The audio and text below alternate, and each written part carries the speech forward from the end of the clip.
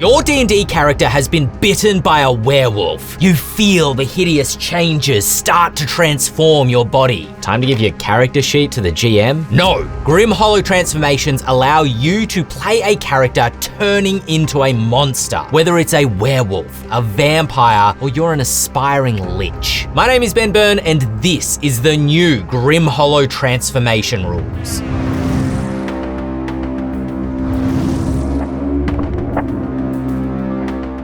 Each Grim Hollow transformation has 4 stages as you slowly turn into a monster. Each stage provides your character with new buffs and new abilities called transformation boons, which fit the type of monster you're becoming. So as a vampire, you gain a fanged bite attack that allows you to regain hit points, while as a werewolf, you can transform into your hybrid form and attack with tooth and claw. These transformation boons are not feats or subclass features. They're additional to any other ability that your character has, and they can synergize with your class or heritage. As you progress through the stages of your transformation, you unlock more boons as you become more monstrously powerful. But wait, I hear you ask. This sounds awfully overpowered. When you experience a transformation, you should feel like your character is turning into a monster, with everything that entails. So yes, you will become more powerful, but you will also need to grapple with the transformation flaws that you are given at each stage, which are based on the mythology of your monster. So as a werewolf, you risk falling into an uncontrolled frenzy in the heat of battle.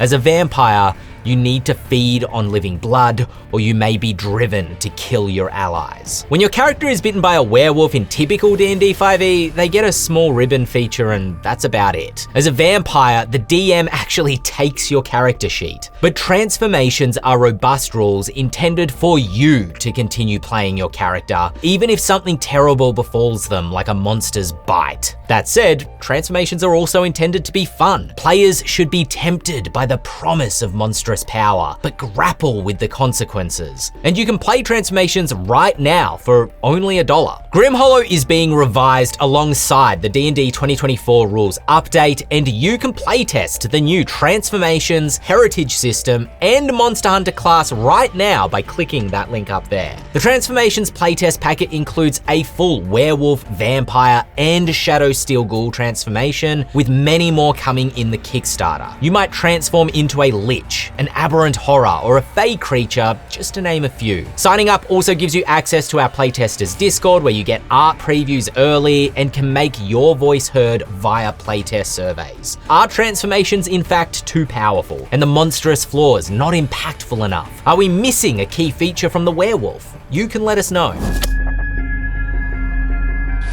After you've been bitten by a Lycanthrope, you enter stage 1 of the transformation and choose which type of Lycanthrope you're transforming into. Choosing werewolf makes you stronger, faster, and able to attack with your claws and teeth as both an action and a bonus action on your turn. Werewolves are also more likely to like this video, but the stalwart werebear is more likely to subscribe to the channel. Choosing werebear makes you even stronger than a werewolf. You gain a climbing speed, and you can give the grappled condition as a bonus action to the targets of your claw attacks. Were-rats are a new type of Lycanthrope transformation, making you fast, sneaky, and you have advantage with claw attacks made against enemies within 5 feet of an ally. Whichever type of Lycanthrope you belong to, you activate your abilities by changing into your hybrid form, which you can do at will and lasts for an hour when you first take on the transformation. But you cannot cast or concentrate on spells whilst in your hybrid form, and your ability to speak is limited to short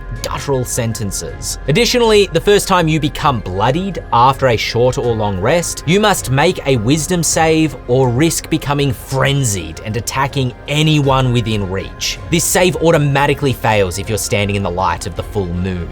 There are 2 big improvements on the Lycanthrope transformation compared to its original rules in the earlier Grim Hollow campaign guide. The first is the meaningful decision you now get to make between becoming a werewolf, a were-rat, or a were-bear. And the second is how each type of Lycanthrope provides you with a different ability score buff. So in the 2020 Grim Hollow campaign guide, all Lycanthropes received a +2 buff to strength and a +1 buff to con. But for balancing reasons, neither of these buffs could take your score above 16, and this felt a little limiting. In the revised Lycanthrope transformation, when you adopt your werewolf hybrid form, your strength score automatically becomes 18 if it isn't already higher. A were-bear's strength score becomes 20, whilst a were-rat's dexterity score jumps to 18 instead. This means that your character and class don't need to synergize with the Lycanthrope transformation for you to feel powerful. Yet, when you're not in your hybrid form, your ability scores return to normal. This requires you to become monstrous, to gain monstrous bonuses, and it's honestly more authentic to the Lycanthrope mythology. We've also gotten rid of the ability score prerequisites for each transformation as well, for similar reasons. We didn't like the feel-bad moment of getting mauled by a werebear, the excitement of contracting lycanthropy, and then being told that your bard hasn't hit the gym enough to be able to transform. We've also revised the boons and flaws at higher stages of the lycanthropy transformation as well. For example, at stage 2, your silver sensitivity now makes you vulnerable to damage from silvered weapons at all times. Previously, it was only whilst you were in hybrid form. And at stage 3,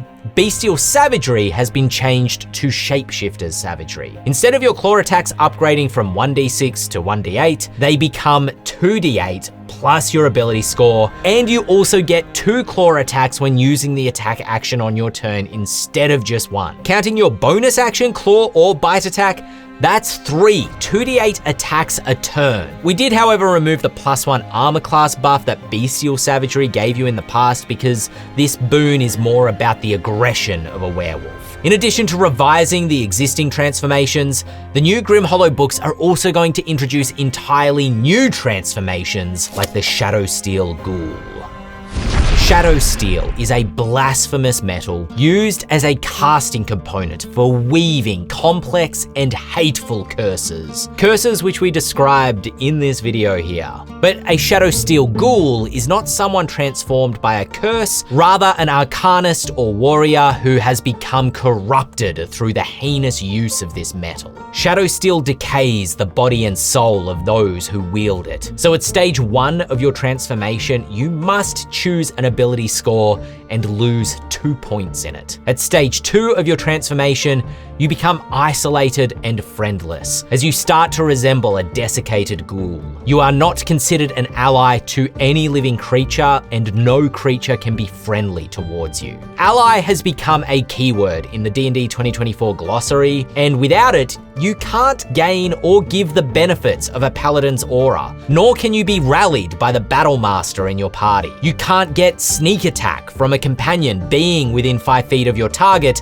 unless they're an ally. And using the ally keyword in this way is honestly really clever game design from Sean Merwin, because while it can be devastating in some circumstances, it doesn't stop you benefiting from all party buffs such as bardic inspiration or indeed healing spells. Unfortunately, at stage 3 of this transformation, your body and spirit have atrophied so badly that you can only regain half hit points from healing spells, potions, or short rests. But what power do you gain for meddling with Shadowsteel? At stage 1, you can choose for Shadowsteel to infuse your magic. Your spells can inflict 1d4 necrotic damage per level of the spell to one creature targeted by the spell, in addition to the spell's usual effect. Perhaps you're a warrior who infuses a weapon with Shadowsteel corruption, making the weapon magical and giving you temporary hit points whenever you use it to reduce a creature to 0 hit points. At stage 2 of the transformation,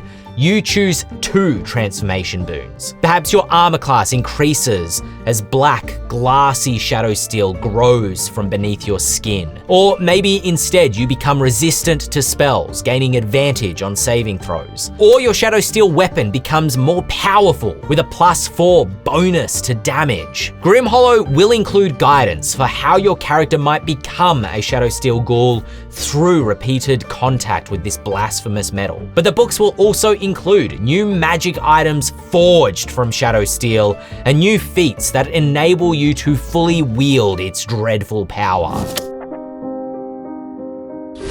If you've been watching this channel for a while, you know that I love vampires. And a big change introduced to the new vampire transformation, and indeed the lore of Etheris, is the presence of vampiric bloodlines. Somen are the dominant aristocratic bloodline in Astoria. You drain more blood with your bite attack, inflicting greater necrotic damage and therefore regaining greater hit points. Or you might choose to play a Phazeg, who are vampires also cursed with lycanthropy, becoming powerful monsters. Your strength score increases and you gain claw attacks similar to a lycanthrope. And newly introduced is the Strigoi bloodline, shadowy predators who stalk their victims and leave behind eviscerated remains that have been feasted upon. You can hide as a bonus action anywhere that isn't in direct sunlight as you disappear into shadows. And your bite attack inflicts increased piercing damage if you have advantage on the attack roll. Because the Grim Hollow books are currently being developed, we may choose to add even more vampiric bloodlines or experiment with the traits of the ones that we are presenting here. But importantly,